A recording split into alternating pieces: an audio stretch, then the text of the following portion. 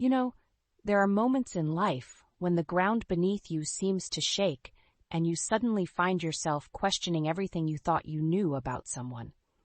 For me, that moment happened just a few weeks ago, and it all revolved around a dinner that should have been just a simple evening out with friends. I'm Andrea, a 28-year-old Colombian woman living in the U.S. for the past decade, and I'm about to share why I found myself at a crossroads with my fiancé, David. Growing up in a small Colombian town, I didn't have the luxuries many people take for granted. My parents worked endlessly to provide for my siblings and me, instilling in me a profound appreciation for my roots. I take pride in my upbringing, how it shaped my resilience and my values. So, when David and I got engaged 6 months ago, I thought we were on the same page about respecting our backgrounds. That was until that fateful dinner with his friends. As we settled into the cozy atmosphere of the restaurant, surrounded by laughter and delicious aromas, I felt a flutter of nerves. These friends of David, professionals mostly in their late 20s and 30s, were a lively bunch. I had met them a few times, but I often sensed an undercurrent of judgment in their playful banter, comments about my accent or remarks that branded me as exotic. I've learned to brush these off, but that evening would be different than any other. As our dinner progressed, one of David's friends started sharing stories of their recent escapades in Europe, recounting tales filled with excitement and adventure.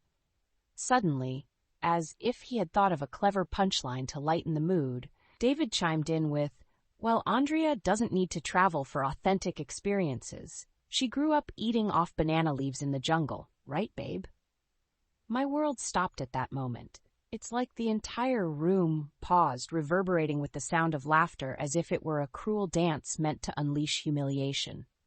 I felt a rush of heat rise to my cheeks, not from embarrassment but from a growing anger.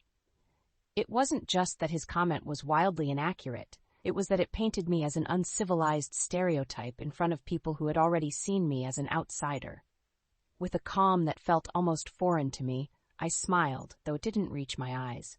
"Actually, David, I grew up in a small town, not the jungle, and while we didn't eat off banana leaves, we did learn how to respect people's cultures, which you seem to have missed." The words felt heavy in the air, and the laughter faded to an uncomfortable silence. David's face flushed bright red, and in that moment, I knew I had pierced through the veil of casual ignorance he had draped over his words.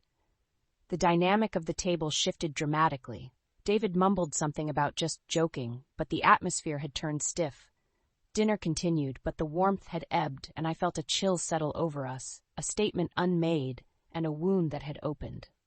When we got home, I braced myself for the aftermath. David was furious, and his anger caught me off guard. He accused me of embarrassing him in front of his friends, lamenting that I had blown a harmless joke way out of proportion.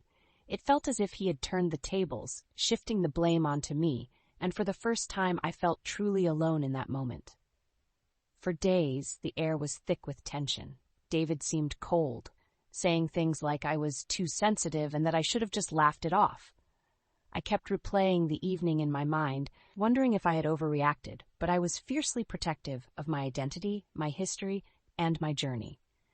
That comment, spoken so carelessly, felt like an attack on everything I was proud of, the essence of who I am. I think reflecting on that night brought me to realize that standing up for myself and my culture should never be considered overreacting. It's important to hold our loved ones accountable, especially for jokes that belittle our identities. But I'm left with this gnawing feeling of uncertainty in my gut. Was I too harsh? Should I have let it slide? Now, as I share this, I wonder what you all think. Ada, for calling out my fiancé at dinner?